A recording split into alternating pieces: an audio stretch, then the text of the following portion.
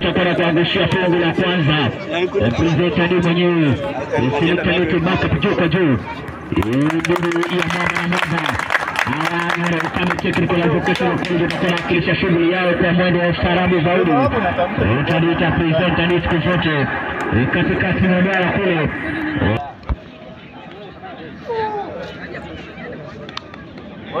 Katikati mwa bara na mwana Claudi panakuzula mtu kwenye kikosi cha Simuli. Utawaita Supi. Atakuwa na anzisha ngoma kwenye kikosi cha Simuli. Pesi analeta namna gani? Goalkeeper Abraham anasema hiki ni changu mniacheni. Anaanza upesi na jezi na manda mgongoni. Anapiga pasi tamu kule katikati na kumtafuta Abdalla anacho kisaratia katikati mwa dona Huto Rico. Pasi tamu inapigwa namna gani? Flati kama kucha Ngoliata na kuta Ngabi kata wakati ya kubali. Pasi tamu na Nogo kule pembezoni. Kumtafuta mwite Aisaya. Angalia kitia wapi? Na tena kuuba kumtafuta Leshka kata wakati ya kubali. Wapi ile makana ndio maarifu kwa ngoma. Wanasimula anakuja pasi tamu na Fonda Afrika kushoto kulia anakuja.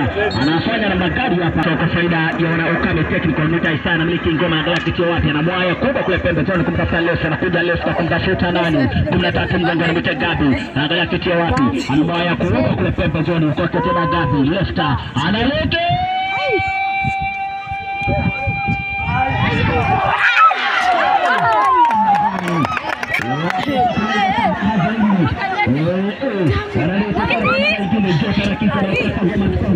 wewe mko ndani Ananitukua kule katikati mwa bara tuliza tuli kiungo mkabaji kwa wakati wote nani Raja iko live security na record kitu live inaenda kwa TV na magari na kwa Mungu natoka nje 077 nikizama kwenye harafa zangu namuona Pundi Tumanyama kutoka sehemu za Karisa na kabla kufuatiliwa live na kabla leo raha siku zote. Upande wa pili namuona Wekesa Evans kuna mechi hii live kwenye kila platform. Wanakuja Jarashibuli tuliza tuli kwenye kisanduku cha ushambulizi na wote na mgangani wanasema mimi ndiye mwamba hapa siku zote. Wana technical katikati mwa duara gonga miti Abdalla wanachukua na Simuli angalia kichwa wapi analeta namna gani goalkeeper anasema hiki ni changu mliachiri anaanza upesi na mwamba huyu hapa tuliza tuli kwenye kwa kulia angalia kichwa wapi anamwaya kule pembezoni tuliza tuli wanashimuli gonga na kichwa anakosa kufanata wanachukua ngoma wanashimuli cheza matatu kata kwa jina kubali anamwaya kule pembezoni kumtafuta jezi ya Barisaba tuliza tuli mite Onesmasi anakuja Onesmasi anaangalia fanya namna gani tuliza tuli kata kwa jina kubali anamwaya pasi tamu kule pembezoni analeta namna gani wanacheza mabeki mite Raja anamwaya kubwa katikati mwa duara tuliza tuli wanamiliki ngoma wana Ukame cheza Barisaba mite Nduma anatoa pasi tamu kule pembezoni kumtafuta Dante anakuja Dante na kwa mwingi unatoka nje. Inakuambia siku zote niliko inalehe raha zaidi. Wanaanza ngoma tuliza tulimwita Isaya anapiga kubwa kule pembezoni kumtafuta Dante fukuza nisikuze Dante wanamiliki ngoma na Simuli cheza barbili cheza kiungo zaidi na kwa mwingi unatoka nje. Christopher Mamula kutoka sehemu za Mungachi anasema na kufuatilia nikiwa live na utakia Simuli ushindi mabao 3-0. Asante zaidi na lete raha. Twende basi tuzame ugani. Kumbuka ni nambari 7 na nambari 6 wanachuana leo hii ikiwa ni tarehe 22 mwezi wa 3 wanachuana tarehe 22 mwezi wa 3 nambari 6 na nambari 7 kwenye jedwali. Kumbuka nambari 7 inashikiliwa na Ukame Technical and Vocational College wakiwa na alama 11 ikisha Simuli inashikilia nambari la 7 wakiwa na alama 10 kama sijakosea. Wanakuja pale katikati wa mara mwite Abdalla kata wa kwaji na kubala tofauti kibite Eriko angalia kichwa wapi pasi tavu na pigwa kule pembezoni namna gani hapa wanakosa kumakinika mwite Dante jezi nambari 8 mgongoni anakuja Dante analeta namna gani unakatizwa kule pembezoni na beki wa Simuli anakuja tena Dante na beki ngoma Nduma namna gani anazidiwa Maarifa anapiga kubwa kule pembezoni, anahakikisha kwamba jezi nambari 6 na Jota na mguu wa kulia Mite Isaya juu kwa Jota na kichwa beki wa Simoni, jezi nambari 2 katika Tumadora Mite Eriko gonga ni gonge tuliza tuli kwenye mguu wa kushoto, anapiga pasi tamu kule pembezoni namna gani atoa Maarifa, wanachukua ngoma Victoria Technical Mite Eriko anamwaya ndefu kule pembezoni namna gani hapa anakuja jezi nambari 3 kwenye kikosi cha Simoni, inakuwa mwingi unatoka nje. Inaleta raha zaidi, inapenda matangazo ya soka. Ukilika yangu jina anaitwa President. Siku zote mimi ni kasisi wa soka, unahubiri soka na fitishi sadaka, lakini kinipa nitaupokea. Twende basi ugali, nikupe matangazo kemkema, matangazo mbashara. Jota na kichwa Mite Isaya katika Tumadora gonga ni gonga Mite supu anakuja pale jezi na barigati tuliza tuli Mite Rajab namna gani kwa tulifta na Ziwa Maarifa gonga ni gonga kikosi zima cha Simoni, anakuja Onesmati anakuja wapi kwa supu anamwaya kubwa kule pembezoni kushoto kulia Jota na kichwa utamwita lefta katika Tumadora Mite Abdalla namna gani anaziwa Maarifa Mite Abdalla anakuja tena Mite supu anamtafuta Onesmati kumtafuta Jota na kuja tano Mite Solo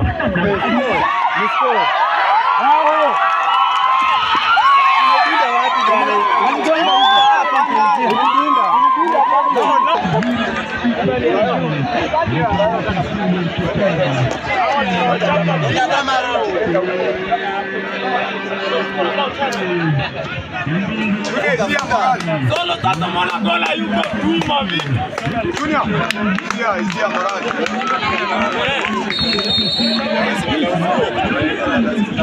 Anaweza funga chini.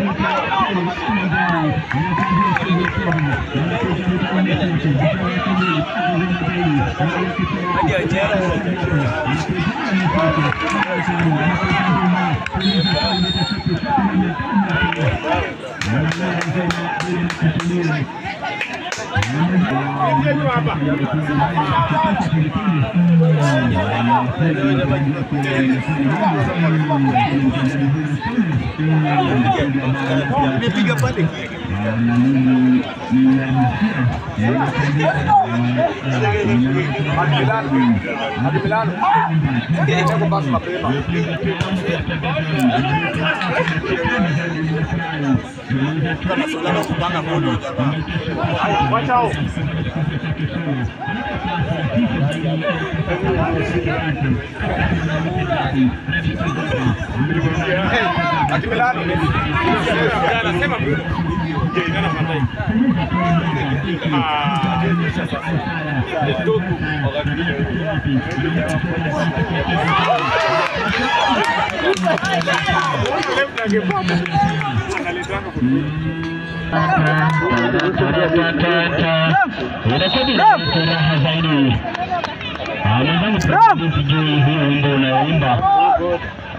sijui ulifunga na nani huo wimbo ambao unaimba mwendao President. Ati inakwenda kwa taranta. Mbona ndio wamefurahi wale tutu hiyo ni mnyama wale tutu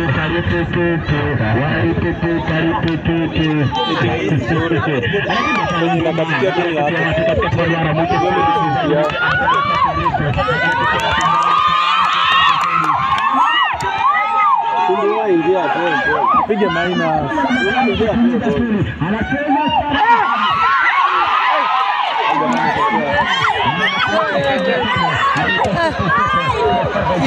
tu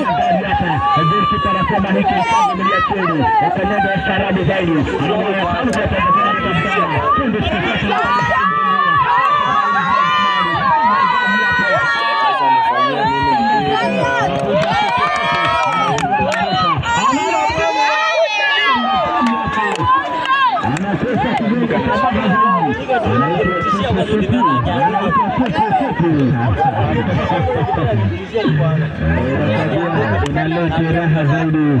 Wale vijana hao kama wamekosa bao la wazi kabisa kupitia mchezaji huyu Abdalla.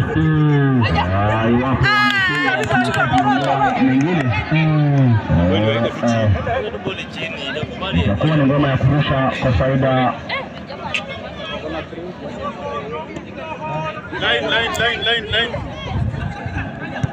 Line kidogo.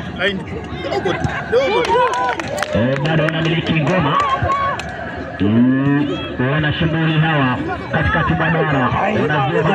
Wanakuja moto supu. Kuna moja mgongoni. Anakosa ngoma zaidi.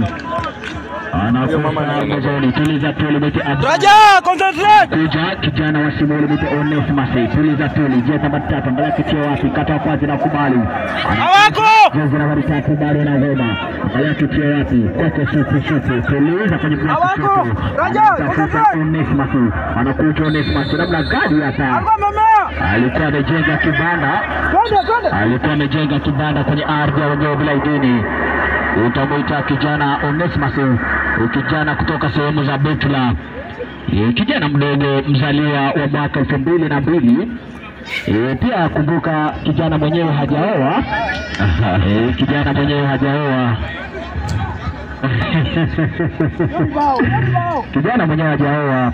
Endapo utafurahishwa na kijana mwenyewe, utanitumia shilingi 500 ni kuweke kwa listi ya kufurahisha kijana mwenyewe. Namna gani? Basi wacha turudi ugani. Anakuja kijana mwite Solo. Angalia kichwa wapi. Anapokeza mwenzake mwite Abdalla. Anakuja Abdalla namna gani? Patachi tamo. Unakosa kufua dapo. Namna gani?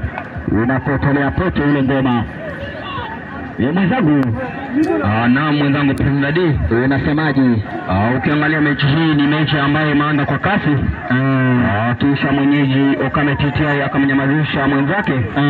Wacha tuone itakuwaje baada ya dakika 90 katika uga huu wa Santiago. Manake siku zote dakika 90 ndio itakayobashiri mechi na kwenda namna gani.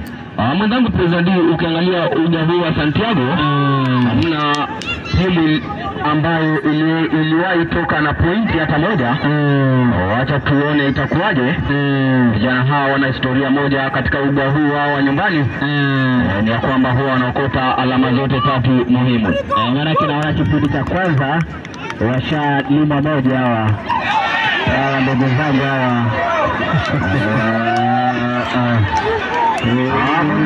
President, ukimwangalia yule goalkeeper wa Simuli, goalkeeper huyu wa Simuli ni kama ni ndugu ya Mr. Bean. Na watumbuiza mashabiki kweli kweli. Haya, shambulizi la kushukiza linakuja. Wanakata mabeki wa Simuli bado. Hawa ni wana Okame TTI. Eriko kumtafuta Abdalla katikati ya uwanja, anatulia, anaangalia kumtafuta Liska. Liska anamwacha kwanza, anapiga kule kumtafuta Dante. Dante anaangalia kwa wapi, anapiga rifu kule kumtafuta nani? Inalenga go. Acha mnagani hapa msikilizaji. Wanakosa bao lingine hapa. Mwenzangu. Alfa, naam. Unajua kulingana na mimi, jinsi ninavyomtazama yule goalkeeper, yule si goalkeeper anafanya comedy, yule ni comedian. Huyo inafaa mtafute Sidi mwana wa Sidi pamoja na TikToker wa Okame waweze kupiga content. Yule goalkeeper anafanya comedy, yule si goalkeeper.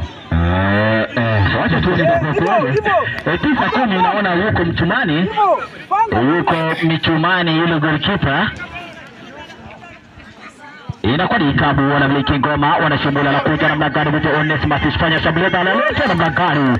Wanafanya kazi ya ziada vijana hawa. Okame mwite Rajabu. Anawakilisha pasi tabu kule pembezoni kumtafuta Solo, anamiliki ngoma mwite Solo. Anaangalia kichwa wapi, kuja moja kwa moja mwite Solo. Baada anamiliki ngoma mwite Solo namna gani na kwa mwingi unatoka nje. Inakuwa ni ngoma kurushwa kwa faida ya wanashughuli. Wanaanza ngoma, beki mstarabu mtewekesa, tuliza kwenye kamba la kifua. Utadani ni friji, anagonga mwenzake juu kwa juu kumtafuta mwite Onesmus. Tuliza tuli mwite Onesmus, kata wa kwanza na kubali tuliza. Anapiga pasi tamu flat kama mkuka gola atakosa kufadafu mwite nane. Anatuliza ngoma, vijana hawa gonga ni gonge sasa na kwa mchezo wa mama na baba. Wanakuja hawa vijana wa Okame, utamwita Raja. Anamwaya ndefu kule pembezoni kumtafuta mwite Solo. Analeta namna gani? Comedian anachukua kwa mwendo wa ustaarabu zaidi. Comedian anachukua kwa mwendo wa ustaarabu. Wanaanza tena. Anamwaya ndefu kule pembezoni. Tota na kichwa mwite Gabi kumtafuta Dante. Anakuja Dante namna gani? Madhambi yanafanywa wale pale. Anachezewa visivyo.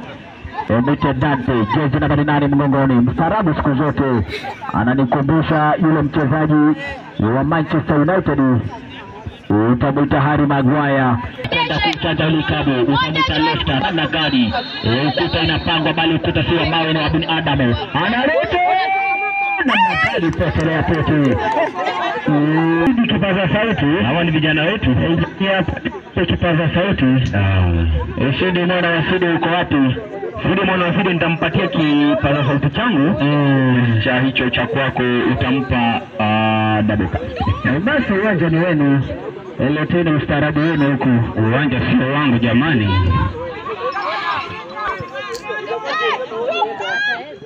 Siku zote tunasema hapa ndio kichinjio.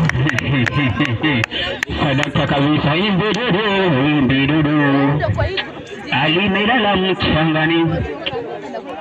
Mambo yanachemuka hapa ndani ya uga wa kame. Anachukua jambo la piga moja ndefu kwa kijana mdogo Nduma. Mpira unakuwa mwingi unatoka nje. Kijana nambari 4 anachukua mpira, gonga kidogo. Gabi mpira kidogo. Kijana Lefta da. Dante. Kwa mwingi kidogo. Maneno ni mengi, masande machache. Kijana Isaya ndefu kwake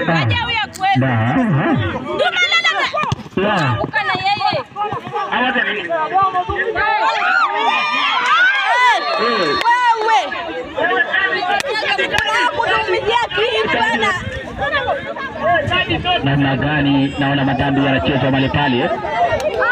Ile kiungo mshabiaji aliweza akagongana ana kwa ana na ile goalkeeper kama Mbwabio. Amefanya madhambi pale, akamgonga goalkeeper huyo Abraham. Wacha tuone itakuwa kuaje, referee atatoa kadi au vipi? Naona Captain Solo anazungumza na referee. Wacha tuone inakuwa namna gani hapa. Kidogo akifanya ganga za mganga.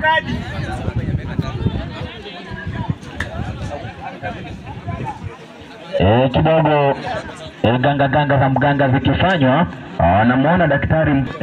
Nilikwambia hata awali watu na kazi zao. Huyu ni daktari amehitimu kabisa, huyu Roy. Anafanya kazi katika ile hospitali ya Alote. Anamfanyia ganga huyu goalkeeper Abraham. Kidogo tengine nikizama kwenye haraka za kwangu. Upande wa pili na mwana Moses Utabangu kutoka sehemu za Pesa Nasi. Nasema nakosatia likiwa lezo. Inatakiwa kama ushindi na bao 3 kabila. Asante zaidi. Anamuona Ibra kutoka pande zile na Munga sema anatatia kwa njia iliyo shwari kabisa. Anatatia timu hii ya Kame Kumtafutana hii, anataka Lefta. Lefta anapiga kule kumtafutana Dante. Anaangalia kwa wapi, anapiga refu. Madhambi anaona referee anaenda katika eneo la tukio. Itakuwa ni kadi kwa faida ya wanashindani.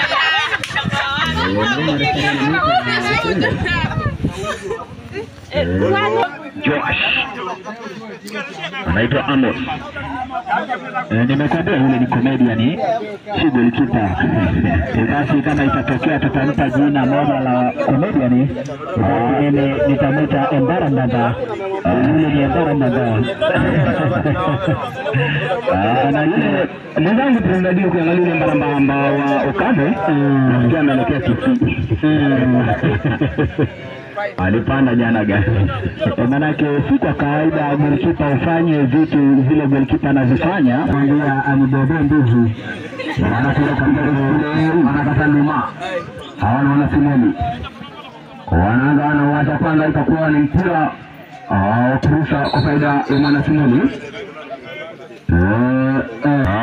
tutakuwa tunamhoji golikipa huyu Mbana Mamba baada ya mechi hii.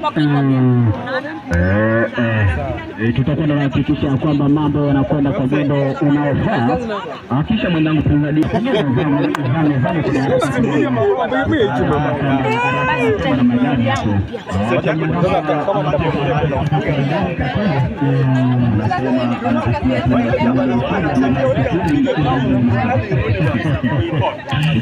ni gani? Kisha tunamwona Brayo anasema anatakia timu yake kama ushindi.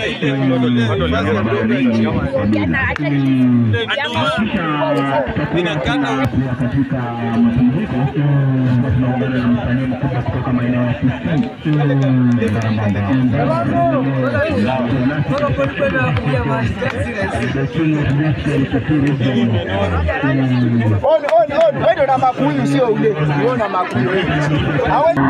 Anamuita huyu supu ni yule mwingine ana nywele chungu wa kati, anakuja kuchanja kona hiyo. Tutamuita nani? Anes Masoyo. Tutamuita jezi namba 10 anaitwa Macmillan anakuja kupiga kona. Analeta refu kule, anakata Gabi, bado kwenye kisanduku, wanakata Abdalla, hawa ni mwana Kametitai, bado anakata Eriko, anapiga refu kule, utamuita Gabi. Hakuna mtu, mabeki wanatulia, huyo ni captain, anapiga refu kule, hakuna mtu. Goalkeeper anasema hiki chakula changu, anaacha mpira unatoka nje, itakuwa ni goal kick kwa faida ya mwana Kametitai. Wacha tu Gabi anacheza kushoto ya kule, anamwacha kwa ni mpira wa kurusha kwa faida ya mwana Simoli. Anarusha kule kumtafuta nani? Supu anakata Uzaya. Mechi hii anakuja kuchanja Ikabule, utamuita itakuwa ni kona. Itakuwa ni kona kwa faida ya mwana Simoli kama sijakosea. Anapata kona yake ya pili, anakuja kupiga anakuja kuchanja kona ile, anapiga refu kule, bado anakata. Huyo ni Nduma anapiga refu kule kumtafuta Solo. Anakata Solo katikati ya uwanja. Huyo ni Solo, wanakata bado mabeki. Huyo ni Solo, anamwacha kwanza. Huyo bado ni Solo, hawana kama TTI kumtafuta Gabi kwake Raja anacheza nyuma kule kumtafuta Ben anapiga kule, wanakata mabeki kwake Gabi katikati ya uwanja, wanakata Aiza anabisha katikati ya uwanja. Hawa ni wana Simoni, wanaonana vizuri, inapiga refu kule, anapiga mafiongo. Utamuita Joji. Anakuja kuanda nyuma kule beki Isaya, anapiga refu kule kumtafuta nani? Nduma. Itakuwa mwili wa kusikiza, wanakata mabeki. Huyu ni Nduma kumtafuta nani? Dante anamwacha kwanza, mabeki wanakata katikati ya uwanja kumtafuta nani? Eriko, bado wamekataa. Hawa wana Simoni, shambulizi la kutukiza, anapiga refu kule kumtafuta nani? Bonfas. Inapiga kule, itakuwa ni mpira wa kurusha kwa faida ya mwana Simoni. Wanakuja pia nyuma kule haraka kwa manabeki, inakuja refu kule, anakata Abdalla, anaweka kwenye kigai cha kifua kumtafuta nani? Raja anapiga refu kule kumtafuta Dante katikati ya uwanja kumtafuta nani? Solo, bado wanakata mabeki, bado ni shambulizi la kusikiza. Itakuwa kuwaje? Inakuwa ni kabu kwa faida ya mwana Simoni. Mwenzangu, kumbuka pia mechi hii inawekwa live na mwenzangu Deogracious atakuwa anaweka mechi hiyo. Kumbuka pia mechi inawekwa live na Deogracious 254. Alafu pia huyu Deogracious 254 ni actor wa filamu. Hata sasa hivi ninazozungumza kuna filamu iko jikoni inashughulikiwa na huyu Deogracious 254. wanakuja wanasimuli hawa katikati mwa duara, chukua ngoma mwite supu anajua maarifa, bado ni wanasimuli, anamwaya ndefu namna gani, golikipa anasema hiki ni chakula changu, anaunyaka ile ngoma kama nyoka wa zamani, utamwita Abrahamu, anamwaya ndefu kule pembezoni kumtafuta Dante, limeki ngoma Dante kata kwata inakosa kufanya, anachukua ngoma wanasimuli, angalia kichwa wapi, anamwaya ndefu namna gani, anajua maarifa, mwite lifter, anachukua ngoma msarabu beki, anacheza fungu na kwa mwingi unatoka nje. Mwenzangu President, ukiangalia kikosi hiki cha Simuli kina majina ya kuchekesha kama nani? Tuko na supu kisha tuko na pafura Wekesa, Wepukuru, Wanyonyi, hata pia nimesikia unatumia Wepahala. Watakosa kwaje? Wekesa, Wepukuru, Wanyonyi, Waitaliano, Omotoguri, Musumeno. Eti wa Italiano. Pende basi ugari upesi. Wanasimuli wanameki ngoma. Jota na kichwa mwite Rajabu. Bado wanameki ngoma. Jezi nambari 2. Anamwaya ndefu kule pembezoni kumtafuta 11. Kata wa kwanza na magari na kosa kuwa dafu. Msaidizi wa referee siku zote ni mstaarabu zaidi. Na pia kwa taarifa yako mpenzi mtazamaji, mpenzi msikilizaji, yule msaidizi wa referee hajaolewa bado. Twende basi ugari, anamwaya pasi tamu, wanacheza vijana wa Okame katikati mwa duara, Jota na kichwa, angalia kichwa wapi, tuliza tuli, wanafanya shambulizi namna gani, wanaondoa ngoma mwamba jezi nambari 4 mgongoni, inakuwa mwingi unatoka nje. Wanakwenda kurusha wanasimuli, tuliza tuli kwenye pacha la mguu wa kulia, anamwaya kubwa namna gani, madhambi anachezwa pale pale. Itakuwa ni ikabu kwa faida ya mwana Simuli. Nakwambia inalete raha zaidi.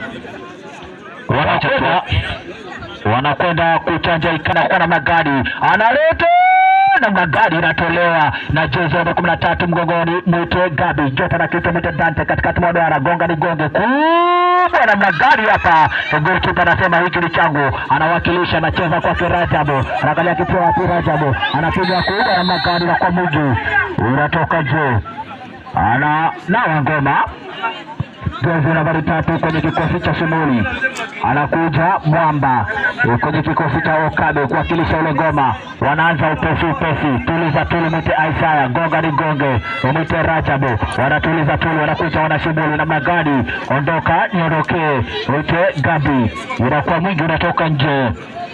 Inakwambia siku zote nakwenda kwa jina la Presenter D.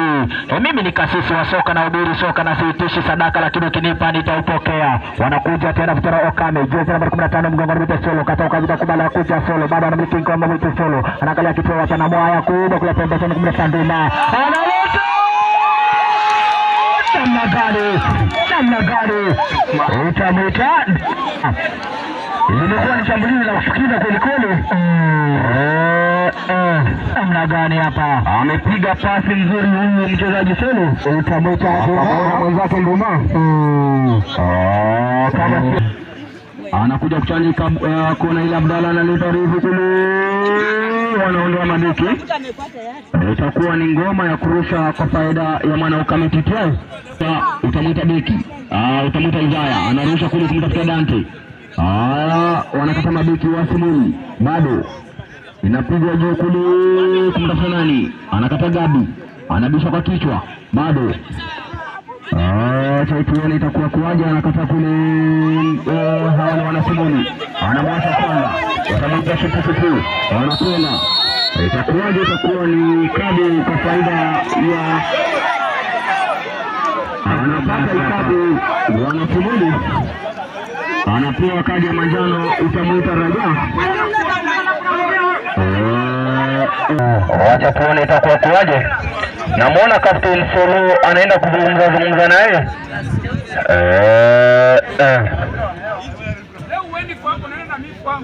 Anakuja kuchanja ikabule, utamwita nani? Utamwita Branton Utufa. Anakuja kupiga ikabule, utamwita Branton Utufa. Wacha tuone itakuwaje. Pia natambua kuwasili kwake shabiki sugu mwite Abi.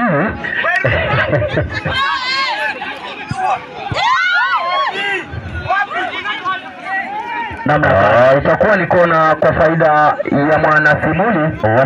Wanapata kona ya 4 ya mechi. Wacha tuone itakuwa kwaje. Anakuja kupiga kona ile, utamuita Macmillan. Jezi nambari 11 wanaita Clement Wabure. Anasonga nyuma hatua 1-2.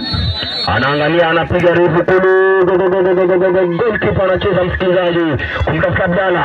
Hawa wana Okame, shambulizi la kusikiza. Anapiga refu kule kumtafuta nani? Solo. Anaangalia kwa wapi? Anamwacha wa kwanza.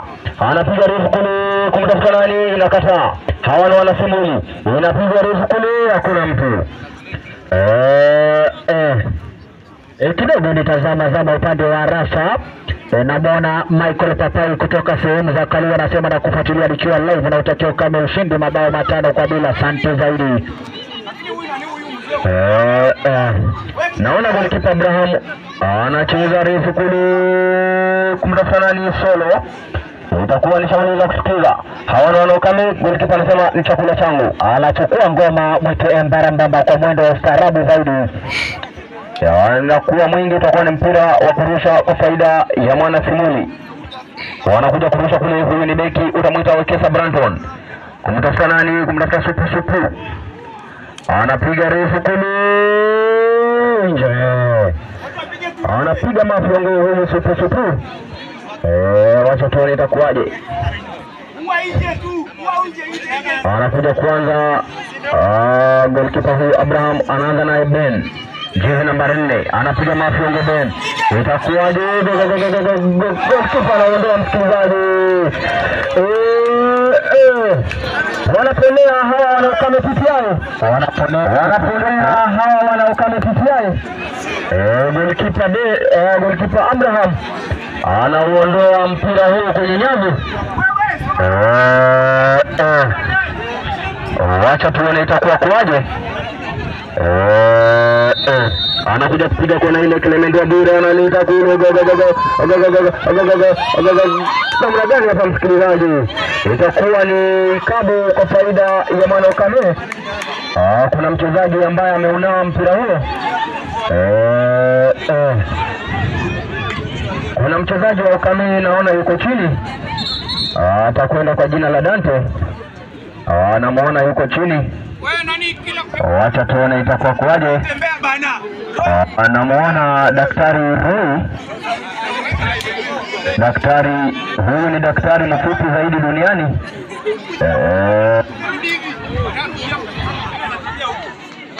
Wacha tuone itakuwa kwaje. Anakuja kupiga ikabule, utamuita goalkeeper Abraham. Anapiga refu kule kumtafuta nani? Nduma. Anabisha kwa kichwa beki. Itakuwa ni mpira kurusha kwa faida ya mwana Okame PTI. Anakuja kurusha ngoma hiyo, utamuita nani? Raja. Atakuja kurusha Raja. Anamrusha nyuma kule kumtafuta Ben. Anapiga kule kumtafuta nani? Abdalla. Anakataa. Nduma kumtafuta Solo. Bado wanakata mabeki. Itakuwaje? Itakuwa ni mpira wa kurusha kwa faida ya mwana Okame.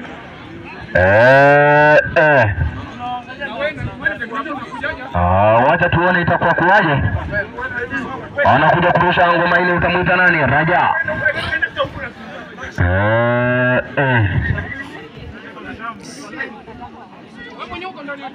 Anarusha refu kule kumtafuta Solo, itakuwaje? Bado itakuwa ni shambulizi la kufukiza mwana Okame. Inaletwa, wanakata mabeki katikati ya uwanja. Bado hawana wana Okame kwake Isaiah.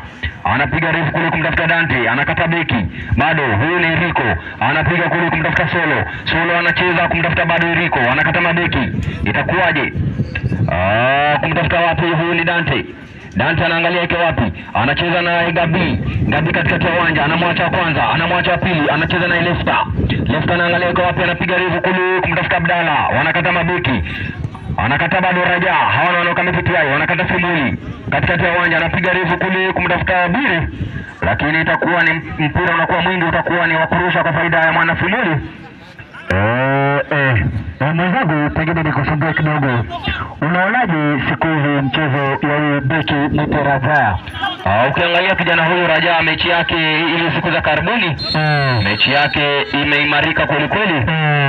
Tangia mwezi huu mtukufu wa Ramadhani uweze kuanza, kijana huyu amekuwa ni kijana ambaye anajituma kweli kweli. Ukiangalia kocha amemwamini akaamua anze mechi. Ni kijana mzuri sana. Anakuja kupiga refu kule kumtafuta Dante, wanakata mabeki, wanapiga juu kwa juu kule kumtafuta nani, anakata Abdalla kwa kichwa. Itakuwaje? Bado hawa ni wanasimuli, wanaonana vizuri katikati ya uwanja kumtafuta jezi namba 9, utamuita Bonfas.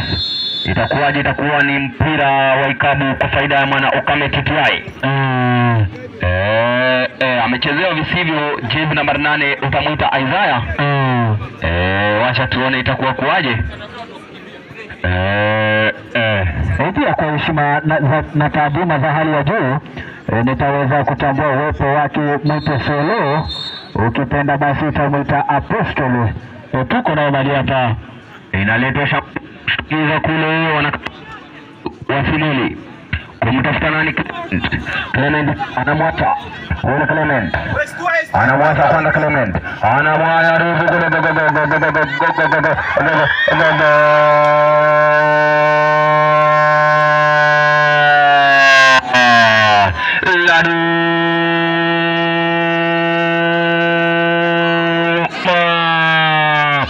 wanapiga bao mwite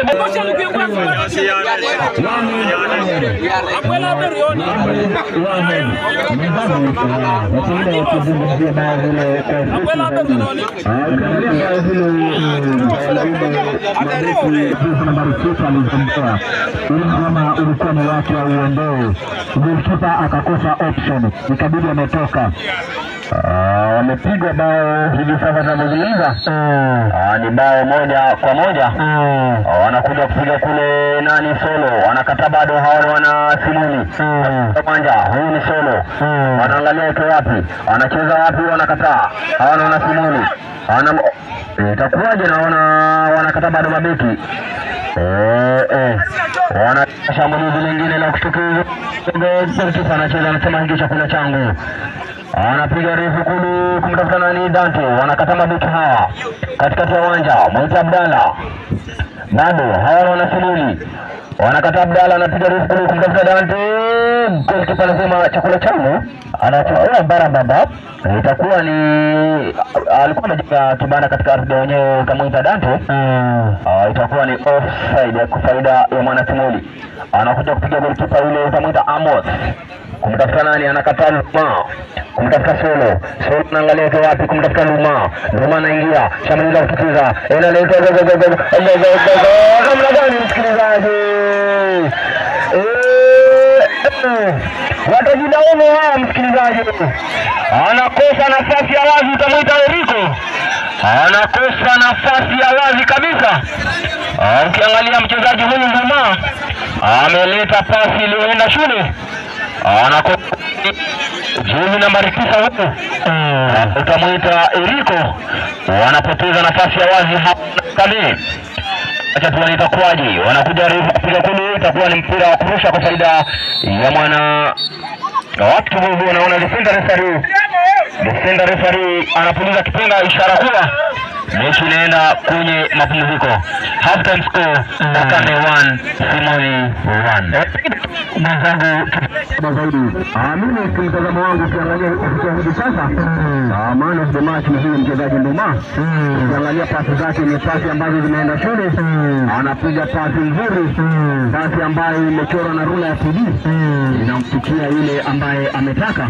Watakuwa wanajilaumu. Pengine tu mpenzi msikilizaji, mpenzi mtazamaji, mpenzi mwenzangu hapa studioni, kimtazamo wangu naona mechi yake kijana mdogo Nduma na mwenzake mwite Raja beki ile nini jezi namba 5 mgongoni. Kwa kweli kabisa tu wana head coach Ongere pamoja na kocha Iniesta akiwa anaungana na Ibrahim. Naona wakiwa na Otabo Ibrahim. Naona wanaenda kujiunga na wachezaji wao. Wacha tuone itakuwaje. Mtazamaji, hatuna la ziada ila sisi tunakuja jambo kwenye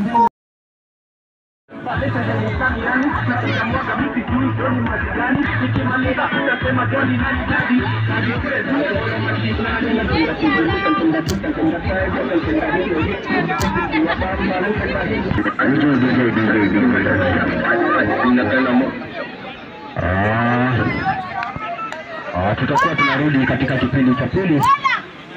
Mechi kati ya Mwanaukame Tetea wakichuana na Mwanasimuli. Ikiwa hivi sasa mechi katika mapumziko. Mwanaukame yuko na bao moja.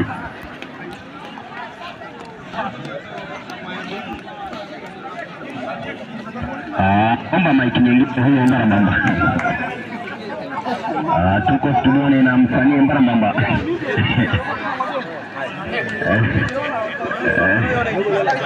Mbarambamba anasema atakuwa anapiga shughuli masaa ya jioni. Alfa ambaye yuko kabisa kwa ndani ya ukame kabisa kukuletea habari hizi moja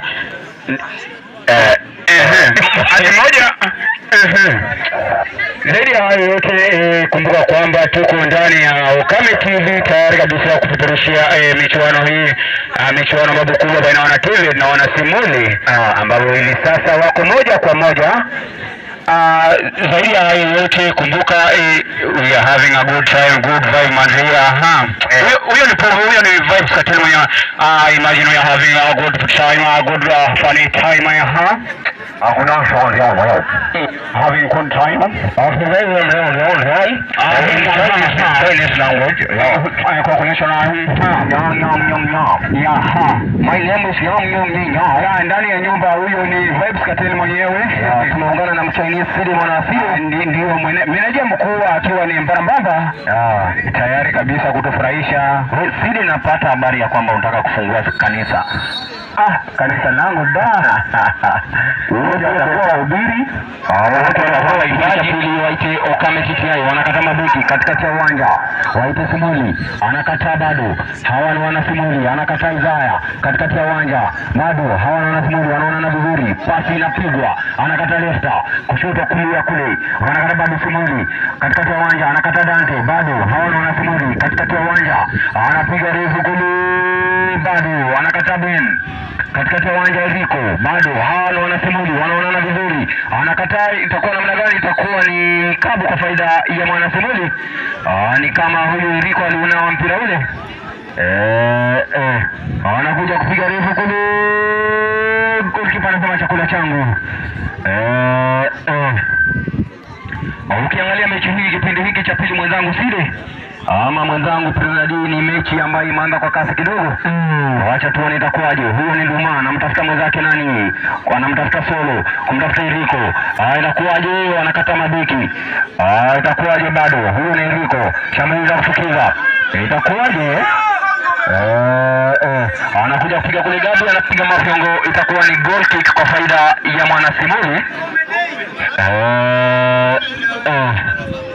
Naona mashabiki wanamfokea Eriko. Wacha tuone itakuwa kwaje. Anakuja kuanda goalkeeper Amos Josh.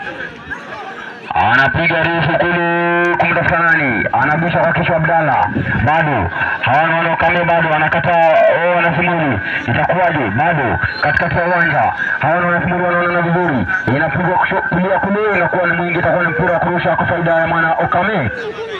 Atakuwa anarusha ngoma ile jezi nambari 5 utamuita Raja. Wacha tuone itakuwa kwaje. Wacha tuone itakuwa kwaje. Wanaanza nyuma kule, hawana Wanasimuli na letea refu kule. Namna gani? Goalkeeper anasema chakula changu. Itakuwa ni kabu kwa faida ya Mwanaukame. Naona refari anampokea mchezaji huyu wa Simuli. Ishara kuwa tapata kadi. Naona anampokea anampa onyo ya mwisho. Wacha tuone itakuwaje. Anakuja kupiga ikabu ile jezi nambari 4 utamuita Ben. Anapiga refu kule kumtafuta Dante. namna gani wanakata mabeki, hawana wanasimami katikati ya uwanja, wanaonana vizuri, inapigwa refu kule, anakata lefta, bado hawana wanasimami, wanakuja, anamwacha kwanza, anapiga kule beki, inaletwa goalkeeper anacheza msaji, wanaanza kule naye Raja, wanaanza haraka, hawana wanaokame TTI, wanaangalia wafanye nini, anapiga kule Raja kumtafuta Lush kwake Raja, anapiga refu kule kumtafuta nani huyu Solo, itakuwaje, wanakata mabeki, huyu ni Rico, anapiga kule kumtafuta nani Abdalla katikati ya uwanja, bado wamekata mabeki, itakuwaje, hawana wanasimuni, inapigwa refu kule kumtafuta nani, anakata Raja, bado hawana wanasimuni, inaleta kule, itakuwa ni offside, anarombeza mchezaji huyu mwite Supu. Wacha tuone itakuwaje. Anakuja kupiga, utamwita Ben, anapiga refu kule kumtafuta nani Dante, wanakata mabeki, hawana wanasimami, bado wanamwacha kwanza katikati ya uwanja, wanaonana vizuri, hawana wanasimami, inapiga kule, wanakata bado katikati ya uwanja, hawa bado ni safari ya wanasimami, anakata Iriko katikati ya uwanja, bado hawana wanasimami, shambulio la kufukiza inaletwa, hawana wanasimami, itakuwaje, bado ile shambulio la kufukiza, anakata Isaya, namna gani, itakuwa ni mpira kurusha kwa faida ya mwana Kumuru. Naona kuna badiliko linakusudiwa hapa. Naona kuna badiliko linakusudiwa, anatoka Eriko. Wanaukame wanafanya badiliko. Atakuwa anatoka Eriko, sijui atakuwa anaingia nani. Nitakuwa nakufahamisha mchezaji ambaye atakuwa anaingia upande huo wa Ukame. Anaingia Davido, anatoka Eriko, anaingia Davido jezi nambari 11. Inaletwa bado mshambulizi, itakuwaje? Wanakata bado, hawana wanasimuli, nyuma kule beki, utamwita nani Macmillan, bado anakata na vizuri, kule beki, anamwacha kwanza Wakili, itakuwa namna gani? Itakuwa ni kabu kwa faida ya mwanasimuli, anacheza visivyo huyu Davido jezi nambari 11 upande wa Ukame. Anakuja kupiga kona ile, ikabu ile jezi nambari 8, utamwita Nicolas, captain huyu, anaangalia yake wapi, anapiga refu kule, wanakataa bado, hawana wanaokame bado kule nyuma, wanakataa wanasimuli bado, hawana wanasimuli bado katikati ya uwanja, wanaona na vizuri, huyu ni Davido, hawana wanaokame sasa kumtafuta Dante, shambulio la kufukuza, Dante anamwacha kwanza, kumtafuta Solo, huyu ni Solo, analeta shambulio, namna gani hapa msikilizaji?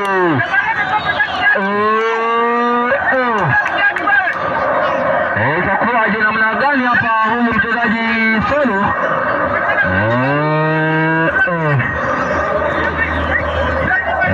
Itakuwaje na itakuwa kwaje?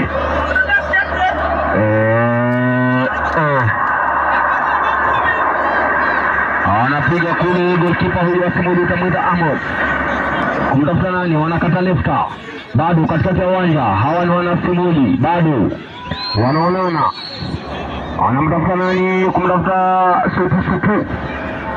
Itakuwaje? Itakuwa ni mpira wa kurusha kwa faida ya mwana Ukame. Anamtafuta nani, Davido, anamwacha kwanza kumtafuta Dante, lakini anakuwa mwingi, utakuwa ni mpira wa kurusha kwa faida ya mwana Simuli.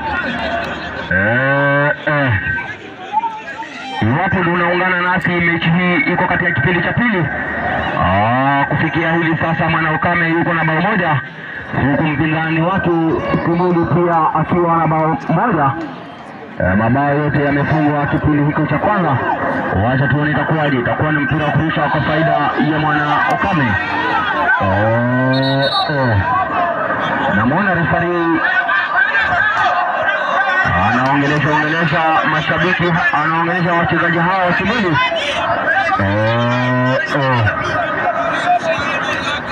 Wacha tuone itakuwa kwaje. Anakuja kurusha lefta, anaanza naye nani, Solo, bado ni lefta, hawana Ukame, wanaonana vizuri, itakuwaje? Wanacheza, referee anasema cheza, inaletwa kule, kishambulizi la kufukiza, anakataa Isaya, bado itakuwa ni mpira wa kurusha kwa faida ya mwana Simuli. Wanaanza nyuma kule, kumtafuta nani, jezi namba 8 analeta kule na kata, itakuwa ni kabu kwa faida ya mwana Simuli. Mwenzangu President, ukiangalia mechi hii kipindi hiki cha pili imeanza kwa kasi aina yake. Wacha tuone itakuwa kwaje. Ukiangalia hawa wana Simuli kipindi hiki cha pili walivyoanza, wanaanza kwa kujituma sana na wamemzidi mwenzake maarifa huyu mwana Ukame katika kipindi hiki cha kwanza, katika kipindi hiki cha pili. Wacha tuone itakuwa kwaje. Anakuja kupiga ikabu ile, utamuita George Nicholas, jezi namba 8 analeta kule kwa pamoja, anasema hiki chakula changu, utamuita Abraham. Anaanza refu kule kwa Dr. Solo, bado anakata mabeki, anatafuta nani, Nduma. Itakuwa ni mpira wa kurusha kwa faida ya mwana Ukame. Anakuja kurusha ngoma ile, utamuita nani, Raja. Anakuja kurusha Nduma, anaitwa Raja, anapiga kule, wanakataa bado. Hao mabeki wa Simuli wanaonana vizuri sana. Raja kumtafuta Lush, itakuwa namna gani? Bado itakuwa ni mpira tena bado wa kurusha kwa faida ya mwana Technical.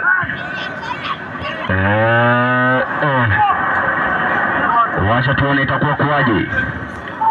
Hiki ni kipindi cha pili, 1-1, Simuli 1 Ukame 1. Shambulizi la kushukiza kwenye kisanduku, unamuita Solo, anamwacha wa kwanza. Kuna mtu kama ameonawa, naona wachezaji wa Ukame wanainua mikono. Ni kama kuna mtu alinawa, lakini refaria ameshafanya maamuzi yake. Itakuwa ni mpira wa kurusha kwa faida ya mwana Ukame TTI. Anakuja kurusha kule, utamuita nani, Raja. Wanakata bado mabeki, inapigwa juu kule, itakuwa tena mpira wa kurusha kwa faida ya mwana TTI.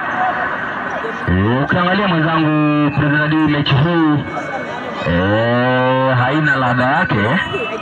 Unajua ndani ya kipindi cha pili hawa wana Ukame Technical Vocational College wamelemewa zaidi. Ukiangalia kipindi hiki cha pili vijana hawa wa Technical ni kama wamelemewa. Lakini wacha tuone dakika 90 ndizo zitaamua ni nani guji katika uga huu wa Ukame. Ukiangalia wana Ukame wako na historia moja katika uga huu wa Santiago. Hawajaipigwa, hakuna timu yoyote ambayo ishaitoka na alama yoyote. Inakuwa ni shambulizi la kutukiza. Wanakata bado mabeki, utamwita nani, Isaiah anacheza na Gabi anacheza na Lester, anaangalia wapi, wanakata na mmoja kwanza. Huyu ni Davido anacheza nyuma kule, anaanguka. Itakuwa namna gani? Utakuwa ni mpira wa kurusha kwa faida, ama ni kabu. Itakuwa ni mpira wa kurusha kwa faida ya mwana Ukame. Pengine hapo baadaye tutaungana na mchanganuzi wa masuala ya kispoti Sidi mwana wa Sidi, ndiye anatazama vipi mechi hii. Sidi mwana wa Sidi yuko nasi studioni na atakuwa anachambua mechi hii. Wanakuja kwanza, huyu na Abdalla anamwacha wa kwanza, kumtafuta Solo kwenye mstatili. Namna gani? Itakuwa ni offside.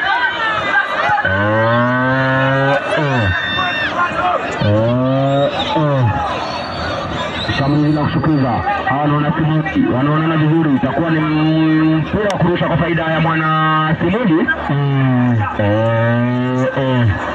Ukiangalia mashabiki wanampokea referee, ishara ya kuwa wamegadhabika na uamuzi ambao ameufanya. Mwenzangu, namwona Sidi mwana wa Sidi anampokea sana referee. Mimi nitanyanyuka hapa niende nichukue kipenga nimpe Sidi mwana wa Sidi.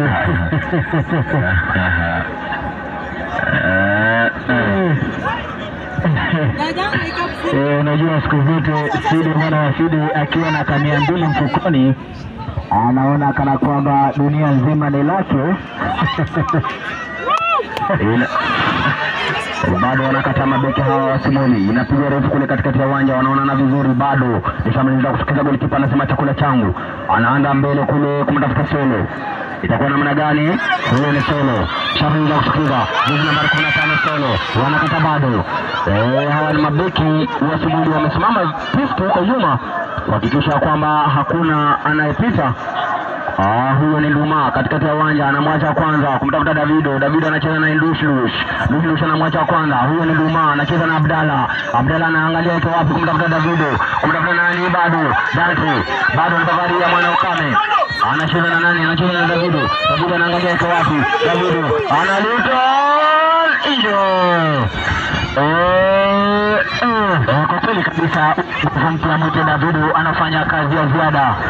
Ukiangalia midfield hii ya Ukame baada ya ile mwite Mbara Mbamba anapiga tamu kule pembezoni, anatuliza na kichwa mwite Gabi kwake Dante, tuliza tuli kwenye mguu kulia, anagalia kichwa wa timu mwite Dante, gonga ligonge kwake Gabi, wanachukua ngoma, wanasomuli hawa namna gari hapa, anakosa kufuata kijovera kichwa mwite Gabi katikati mwa duara kumtafuta solo, jezi namba 15 mgongoni kutoka kwa dafu Sala anakuja nani, wanashughuli, wanachukua ngoma, kijana mstarabu jezi namba 2 mgongoni, anaangalia kichwa wapi, anakuja mzima kijana huyu, anatoa pasi flati kama mkuki ya Goliato, inazuiliwa, anachukua ngoma mwite Davido, namna gani supu anamiliki ngoma katikati mwa duara, wanashughuli wao, pasi tamu inapigwa kule pembezoni, wanakuja jezi namba 11 mgongoni, namna gani hapa, wanarondeza, inakuwa ni ngoma ya Ikabu,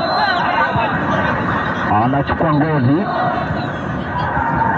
ngozi, kijana utamwita jezi namba 4 mgongoni, jezi namba 4 mgongoni, mwamba siku zote, anachukua ngozi, anakuja kuchanja ule ngozi, jezi namba 4 mgongoni, anarudi namna gani, jota na kichwa inakosa kufanafu, anachukua kijana mdogo Mwitendema katikati mwa duara, utamwita nani, anajota na kichwa 11 mgongoni, pasi tamu inapigwa kule pembezoni, wanachukua ngoma kijana wa Shimele, kasi tamu ni ofai zamani, pasi inapigwa kumtafuta jezi namba 11 mgongoni, anaangalia kichwa wapi, rudisha, anachukua ngoma kijana Okama mwite Dante, anamiliki ngoma, anakata kwa jina kubali, anakuja Dante, pasi tamu inapigwa, gonga ligonge kwa Kelani Abdalla, anapiga kumtafuta ngoma, anajota na kichwa mwite Solo, anakuja Solo,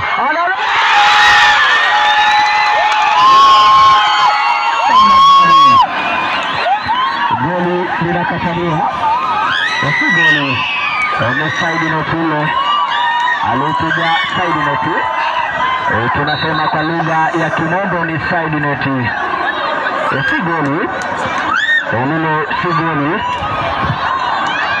ilikuwa ni side note, si goli, lile si goli, inakuwa ni goal kick kwa faida ya wana Shimuli,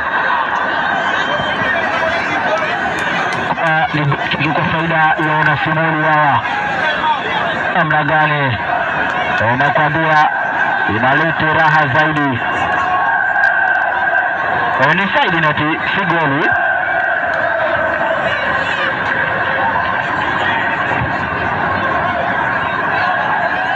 namna gani, si goli, ni side note.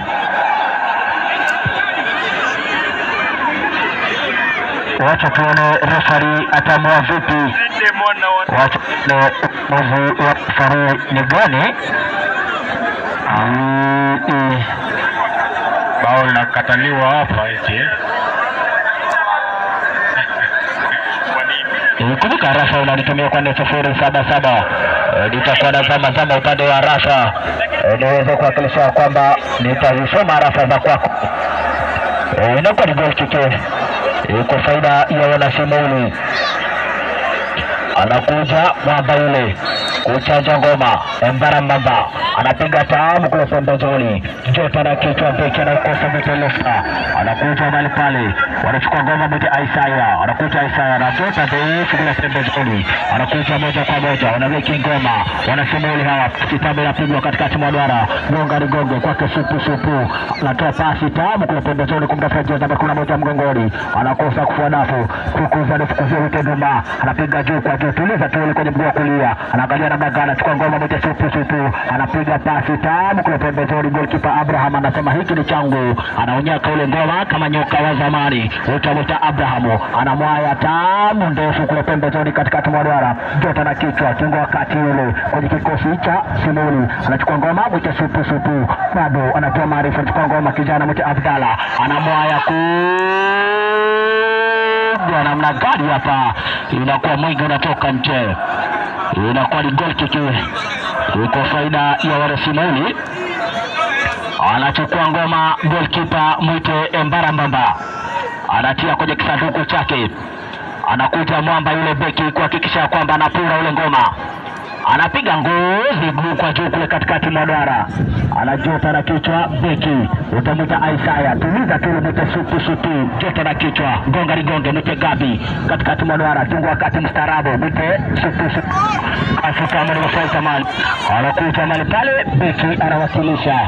Anasema siku zote sisi ndio mwamba hapa. Mtuwezi. Inakuwa ni ngoma kurushwa. Anakuja left. Anarusha tamu kumtafuta Dante. Anachukua ngoma Mwite Devi. Anakuja Devi. Namna gani? Inakuwa ni ngoma kurusha kwa faida ya mwana Simuli. Anakuja beki mstarabu kurusha ile ngoma. Anarusha tamu kule pembezoni. Tuli za tuli. Namna gani?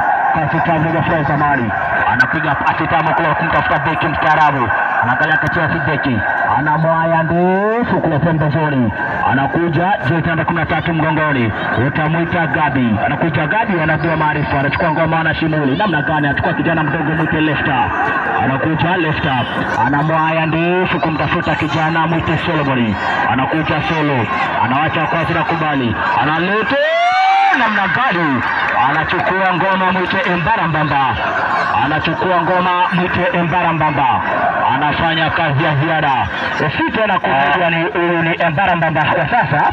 Mwenzangu Prezali, wakati ambapo unamtaja golikipa huyu kwa jina la Mbarambamba. Mbarambamba original naona akikuangalia ishara kuwa ya pili jinsi jina lake linavyotumika. Mbarambamba original tunatumia jina lako kwa sababu ya comedy. Naona kuna mchezaji wa Ukamiti Tia yuko chini. Mwita Solo. Solo yuko chini. Totoli na kwa namna gani? Manake naona shabiki Sidi mwana wa Sidi amejawa na ghadhabu zaidi. Huyu Sidi mwana wa Sidi ni nani? Ni shabiki, ni mchanganuzi, ni mpishi na kila kitu. Watu na kazi zao. Unajua sasa huyu Sidi mwana wa Sidi ana kazi mingi zaidi. Mara ni mpishi, mara ni mchanganuzi wa masuala ya kispoti, mara ni shabiki. Mimi nashinda huyu Sidi mwana wa Sidi.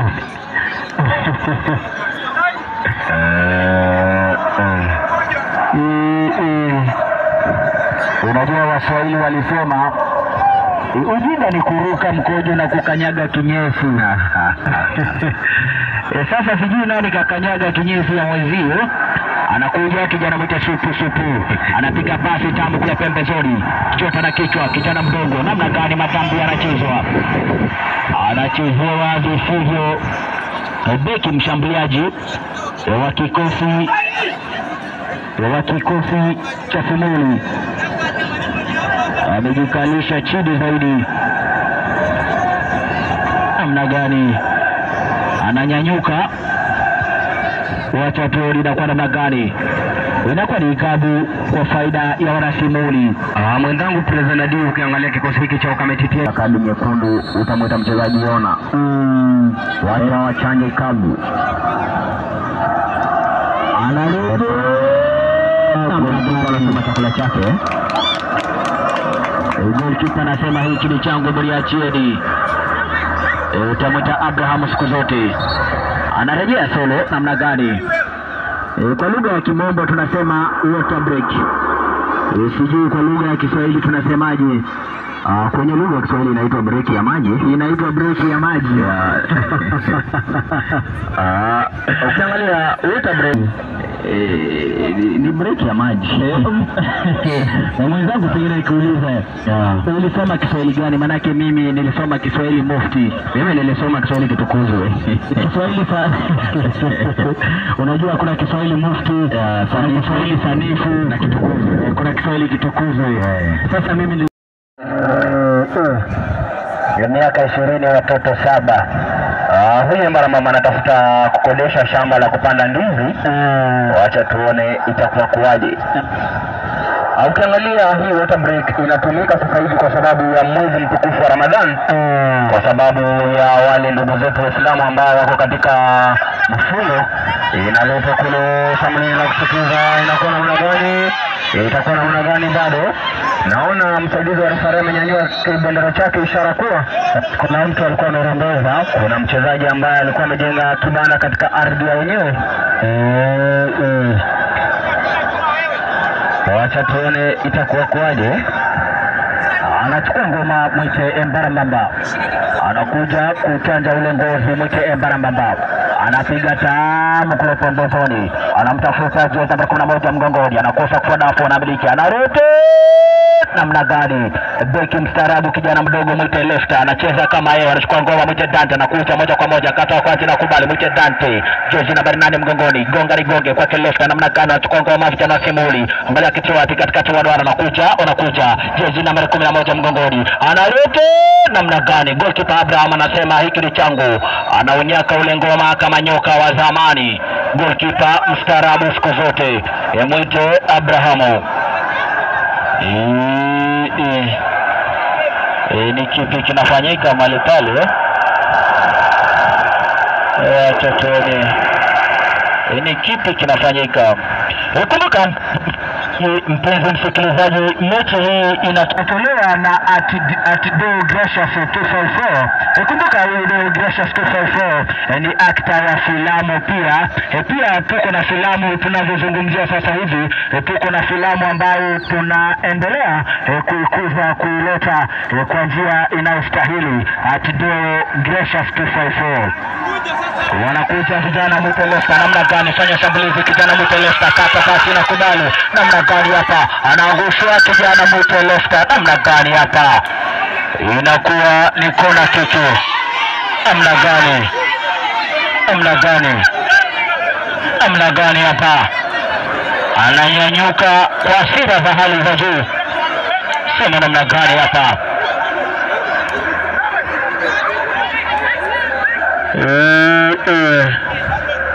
Unajua siku zote mechi inastahili nidhamu.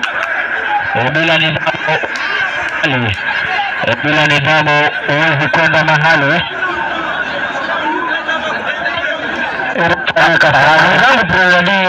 Taarifa ya kuwa kwa lugha ya Kiswahili ni pumziko fupi la tama la maji. Tumeambiwa na mnyama mwenyewe wa director, super director, pia ndio team manager, anakwenda kwa jina la Pulit Mnyama. Anakuja kuchanja kona hiyo, utamuita nani? Solo mzoefu siku zote. Nakwambia pia kuwasili kwake OB. Nimemwona OB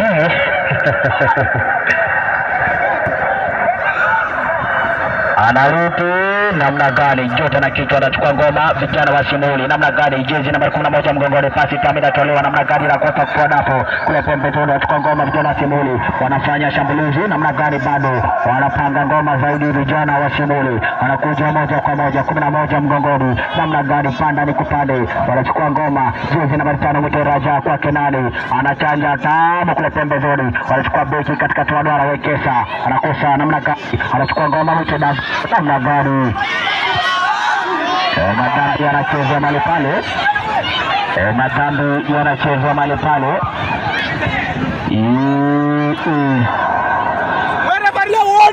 Inakuwa ni ikabu kwa faida live na Atdo Gracious 244. Yanapiga tamu kule pembezoni namna gani? Joto na kichwa Mwite Beki namna gani? Anakuja namna gani? Ukiangalia nyuma yetu huku tunamwona Nyani Embarambamba mwenyewe ashaanza kufanya kazi ya kupanda juu ya miti. Wacha tuone itakuwa kuaje. Embarambamba ashaanza shughuli. Ukiangalia kule juu ya miti utamwona Embarambamba yuko kule kuweza kuletea shughuli pevu. Kuna inaletwa namna gani? Wanakoshwa hawa. Wacha tuone itakuwaje. Bado anashindwa kulidhibiti ile ngoma. Itakuwa ni ngoma ya kurusha kwa faida ya mwana technical. Mwenzangu Prezadi amesema water break kwa Kiswahili inakwenda kwa jina gani? Inaitwa nini? Inaitwa break ya maji ama inaitwaje? Unajua ukiendelea kusema break ya maji, yule director wetu Mnyama atakwambia ubaki. Unakumbuka huyu Side mwana wa Side akiambiwa kavo tunaitaje kwa lugha ya Kiswahili? Wamekuuliza wewe. Side usiposema utabaki. Inaleta tamliza kusikiza. Huyu ni lefta. Anamwacha wa kwanza. Itakuwa ni kabu kwa faida ya mwana technical. Anakuja Davido.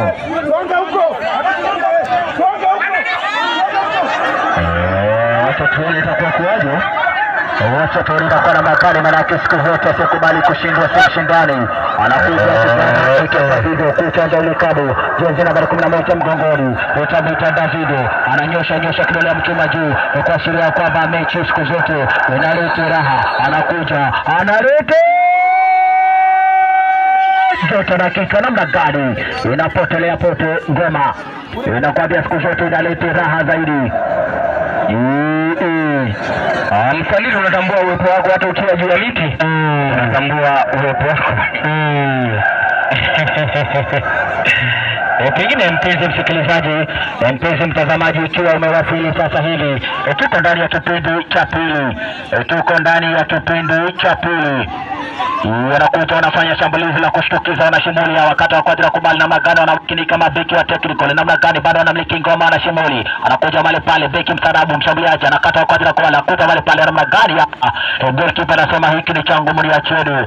Mimi ndiye mwamba siku zote. Pengine mwenzangu studioni, swali la leo ni gani? Una swali la leo?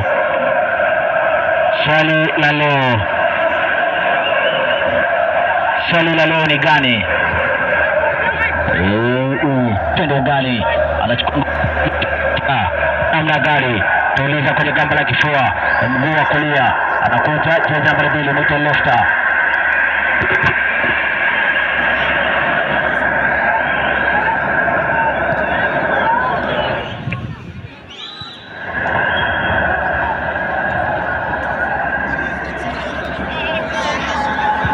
Mnyama anasemaje huyo?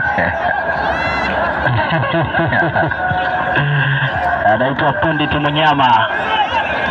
Siku zote ni mwamba wa Kiswahili yule. Kuna kitu goalkeeper huyo kama na mpira amepigwa na shabiki na mpira kwa kichwa. Naona yuko chini, refa anazungumza naye. Acha tuone itakuwaje. Ulikuwa umesema swali la leo ni lipi mwenzangu Prezadi? Swali la leo ni cha pili kwa utamu duniani ni mpira. Kitu cha kwanza kwa utamu duniani ni nini? Jibu tutakuwa tunapata kutoka kwa mchanganuzi wa masuala ya kisoka. Ndio mwana wa kwa sababu utafiti uliweka wazi ya kwamba kitu cha pili kwa utamu duniani ni soka. Kitu cha kwanza kwa utamu duniani ni nini? Naweza nikuuliza mchanganuzi Sido. Hata kama ni kiporo unanitumia 77 miwa. Miwa wanakuja pale vijana wa technical vitu chake anachukua ngoma vichi namna gani inakuwa mwingi unatoka nje.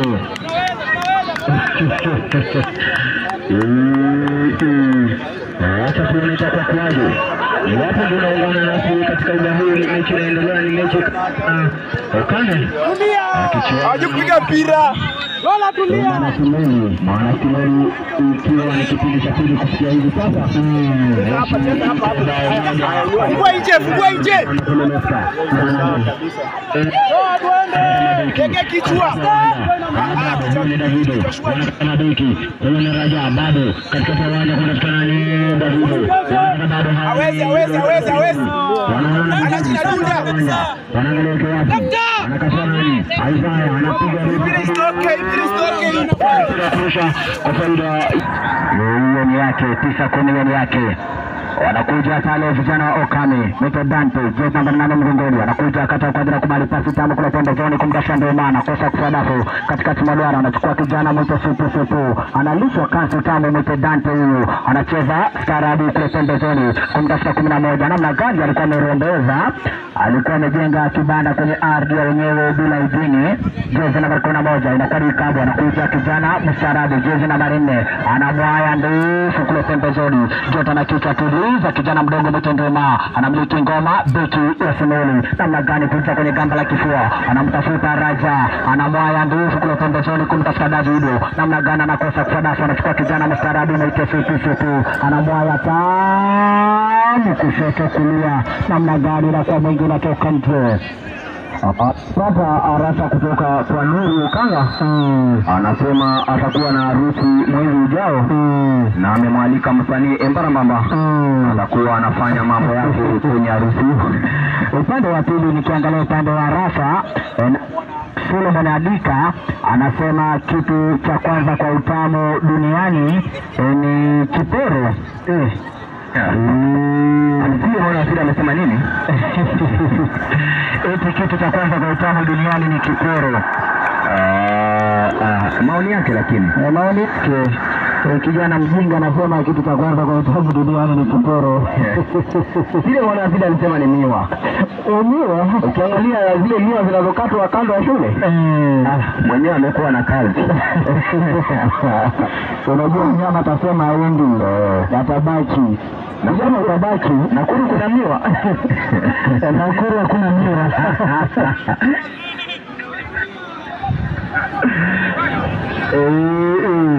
Pia mpenzi mtazamaji, mpenzi msikilizaji, hata tuko na TikToker mkubwa pia. Unaweza ukamfuatilia maeneo ya TikTok kama Bram DJ. Pia like tu kwenye TikTok yake, utakuwa unafanya jambo la bizarre zaidi. Pia kumbuka mimi mwenyewe nakwenda kwa jina la Presenter D. Napatikana kule YouTube kama Presenter D. Napatikana Twitter kama _Presenter D. Napatikana TikTok kama Presenter D. Napatikana Instagram kama _Presenter D. Ikiwa utakuwa na nafasi nzuri zaidi ya kunifuatilia, utakuwa vyema zaidi. Inakuwa namna gani hapa? Inakuwa ni ngoma ya kurushwa kwa faida ya wana Simoni. Anarusha tamu kule pembezoni kumtafuta mwenzake Jota na kichwa Mito Solo. Katikati madora Mito Davido. Ana pasi tamu namna gani? Anachukua kijana mdogo Mito Lesta. Anapiga pasi tamu flat kama kukagolea kwa kumtafuta Solo. Anakuja Solo namna gani? Anakosa kusadafu. Anachukua ngoma vijana Simoni. Anamiliki tena vijana Okame namna gani hapa? Anachezea video kijana mdogo Mito Lesta. Akuwa ni Kabu kwa faida ya wana Technical. Anachukua ngoma kijana mrefu na mfananisha na Maximilian wa Manchester United. Anakuja kijana mstarabu beki mwite Aishaya kucheza ile ngoma. Anacheza kucheza na kichwa beki namna gani? Wanafanya kazi ya ziada zaidi. Anakuja kijana mstarabu mwite Dante. Anamiliki ngoma kata kwa dira kubali pasi tawa anapiga kwake Lesta. Anakuja Lesta anachukua ngoma mwite Dante namna gani? Kijana mdogo mwite Lesta anachukua ngoma kijana mwite Lesta tuliza tuli mwite Dante anamwaya namna gani? Enamwona Embarambamba na ruka pale. Anakuja kijana mdogo namna gani? Anakosa kulenga shabaha. Anakosa kulenga shabaha zaidi. Unamwona goalkeeper mwite Embarambamba anakalisha, anajilaza chini kuashiria kwamba ameumia. Kuashiria kwamba ameumia.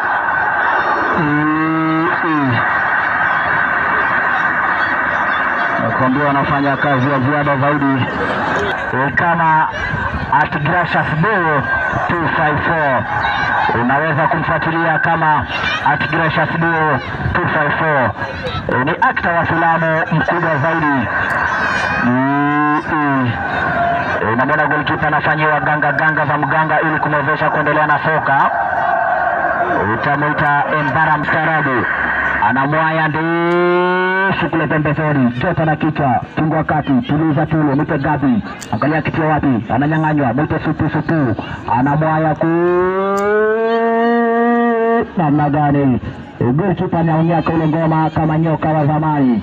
Anasema hiki ni chango mlia chodi. Anaanza upesi kule pembezoni. Joto na kichwa namna gani. Inakuwa mwingi unatoka nje.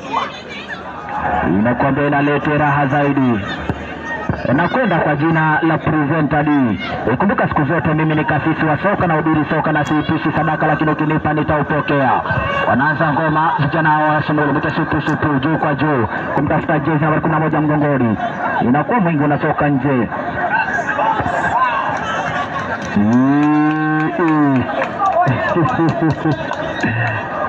Namuona kijana Mbarambamba anajitokeza kwa mahojiano.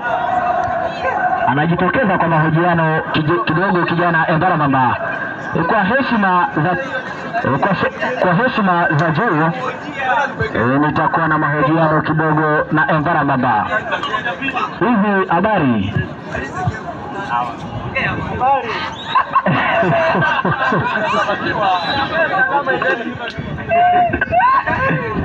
Ndugu zungumza kipa Mbarambamba anasema tumia tikisi kidogo. Tikisi mpe microphone.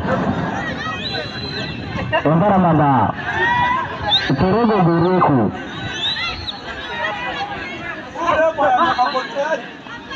namna gani hapa? Naona pale analika kadi la njano beki mstarabu mwita Isaya.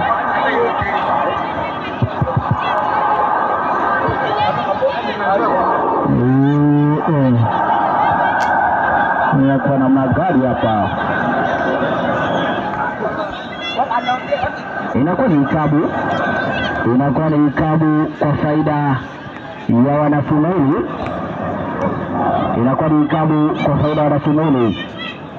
Anapanga kuta, bali si ukuta ya mawe, ni ukuta wa binadamu. Golikipa mwite Abrahamu anakuja pale supu kuchanja ile ikabu, utamwita supu.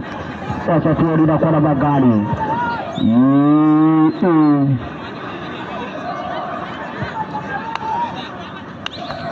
Anakuja kijana mwite supu. Anasabua hatua 1 2 3 kurudi Manalete. Namna gani? Kipa anasema hizi ni chango bila chede.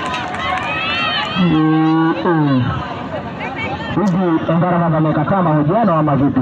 Mbarambamba amesema tukafute mtu ambaye anaweza kumhoji katika lugha ya Kikisii. Mimi najua Kikisii, mpe microphone. Ni kama elewa Kiswahili. Nishafunza kusikiza anakuja kwa kule mbele na mwisho, lakini Efara anasema cheza. Itakuwa namna gani? Samuni kusikiza. Itakuwa ni offside. Alikuwa amerembeza. Wanaanza nyuma kule kwa Keraja. Naona refari anasema wacha mpira utulie.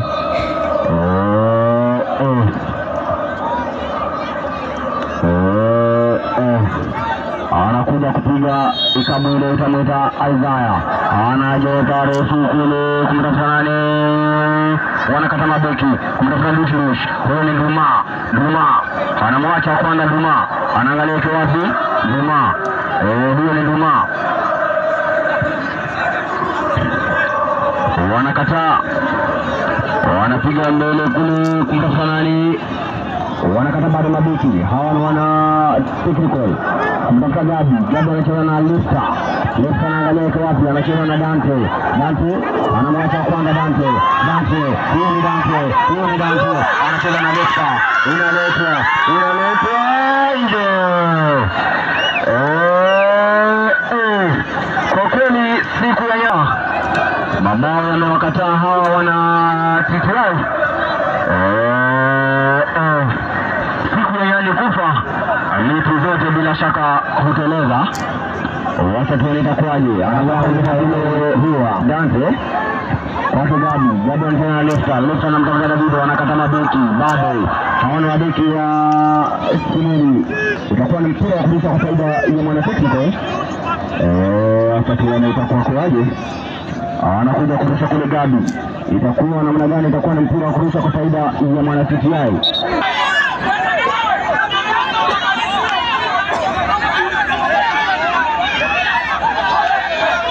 Naona kuna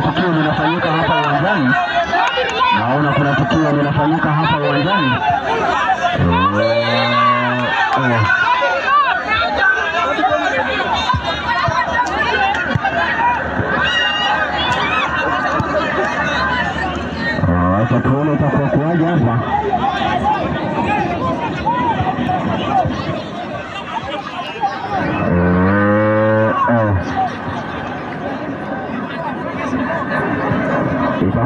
gani hapa? Itakuwa ni goal kick kwa faida ya mwana TTI. Ukiangalia mwenzangu Prebradi, mechi hii ina pressure aina yake. Maana ukiangalia wachezaji wanashikana matai. Unajua Waswahili walisema sio kubali kushindwa si mshindane. Wacha tuone itakuwaje. Huyu ni Dante anamwacha kwanza, anakataa katikati ya uwanja. Huyu ni Dante anacheza kule kumtafuta nani? David anaangalia kwa wapi? Huyu ni Davido anamwacha kwanza. Davido itakuwa namna gani? Anamwacha kwanza, bado anakata mabiki hawa. Itakuwa ni mpira wa kurusha kwa faida ya mwana Simuli. Mimi kimtazama wangu naona mechi hii ikitamatika jinsi ilivyo. Sioni dalili ambao kutoka upande wote.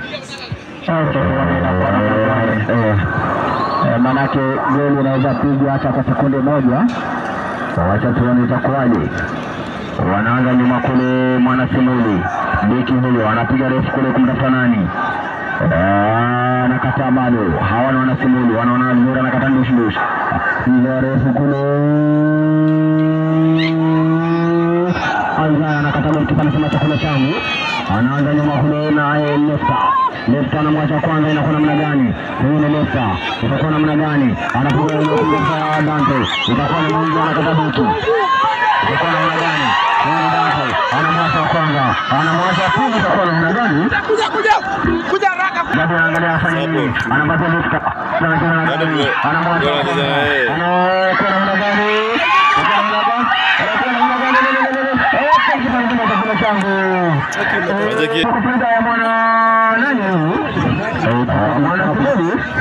Kwa faida ya mwana Simuli. Anakuja kijana mdogo Wekesa. Ucheza ile ikalu. Anachukua ngoma mwite supu. Anatuliza tu ile mwite supu. Wacha tuone na kwa na magani. Anamwaya ndio kule pembezoni. Jota na kichwa beki mwite Isaya. Namna gani hapa shambuliza kutukiza goli kwa Abraham, anasema hiki ni changu mwenyewe. Tunakwambia anafanya kazi ya ziada zaidi. Anawa kule pembezoni. Anakuja kijana mwite Nduma. Anakuja kwenye sanduku la kushambulizi namna gani? Anachukua ngoma beki starabu zaidi. Angalia kitu gani? Mwite supu namna gani? Pasi tamu kule pembezoni na Fanafu. Anamtafuta kijana namna gani? Jota na kichwa kijana mdogo mwite Lefta. Anakuja katikati la mwite David na kaanza hapo ndio namna gani? Tunaongelea mali pale. Wakati huo mechi inatamatika. Kazi Samantha.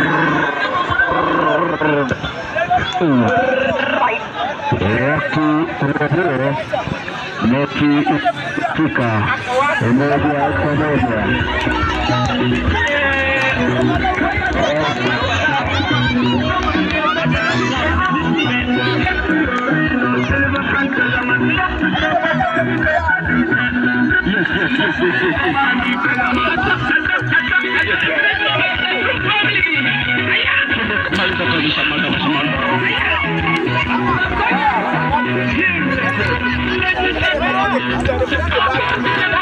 Refari ungekuja ungebaki tu tungecheza. Wewe sio umekokota. Refari wewe sio umekokota wapi wewe? Malezi bana uko vizuri lakini na refari shida. Jamaa. Oi. Kuja Mandila lakini yule refari shida.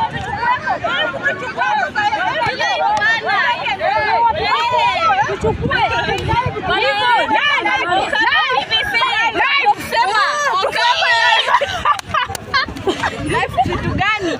Ati ukuta kuchukua